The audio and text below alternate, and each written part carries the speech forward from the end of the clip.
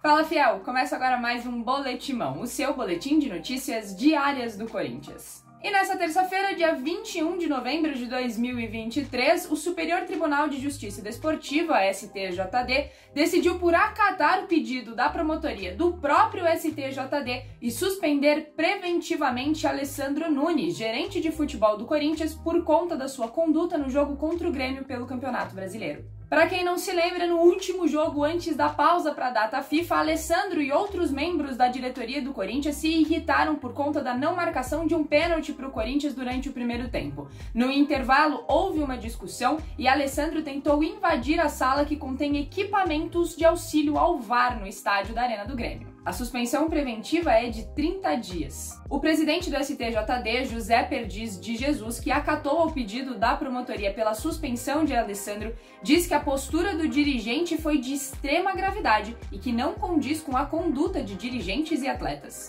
Ele apontou que a atitude do gerente de futebol do Corinthians passou por violência, falta de ética e outras coisas ainda. É importante lembrar, com essa suspensão, Alessandro não mais participará dos jogos do Corinthians como dirigente. Afinal de contas, o seu período como gerente de futebol do Corinthians termina em 31 de dezembro e o Campeonato Brasileiro acaba no dia 6 de dezembro. Agora, tem um assunto no âmbito financeiro que tem deixado o corintiano muito incomodado: Lucas Piton. No início da temporada de 2023, o Corinthians negociou o lateral esquerdo com o Vasco, porém, até agora, novembro de 2023, ainda não viu a cor do dinheiro. Em entrevista ao jornalista Rodrigo Vessoni, do portal Meu Timão, Wesley Mello, diretor financeiro do Corinthians, falou sobre o assunto.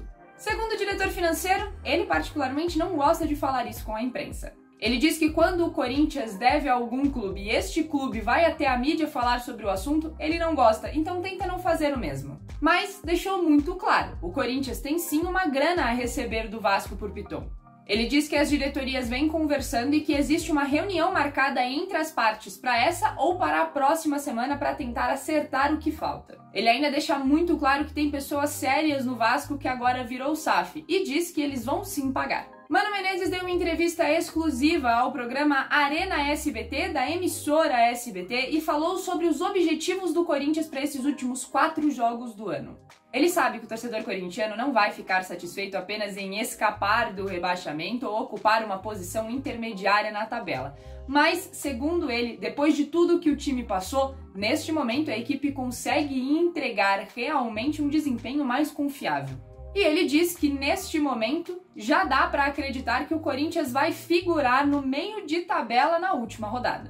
Ele ainda falou sobre a escolha de aceitar o projeto do Corinthians no momento tenebroso em que aceitou. Ele diz que só aceita um trabalho como este quando acredita que tem a capacidade de organizar a equipe. Ele ainda diz que o Corinthians entendeu que precisava mudar alguma coisa. Ele admite que mudar no momento em que o Corinthians mudou entre uma semifinal e outra de Comebol Sul-Americana e com o time na situação em que estava no Campeonato Brasileiro era perigoso. Mas, segundo ele, a familiaridade com a casa e o respeito que técnico e diretoria construíram ao longo dos anos o fizeram acreditar que poderia dar certo. Mas e aí, vocês concordam com a punição do Alessandro? Acham que realmente o Vasco vai pagar o Corinthians pelo Piton? E concordam com o que disse Mano Menezes? Não se esqueça de deixar as suas opiniões nos nossos comentários, de curtir o vídeo e, claro, de se inscrever no canal do Meu Timão para não perder absolutamente nada do que acontece no dia a dia do Corinthians. E esse foi mais um Boletimão. Vejo vocês amanhã e até mais!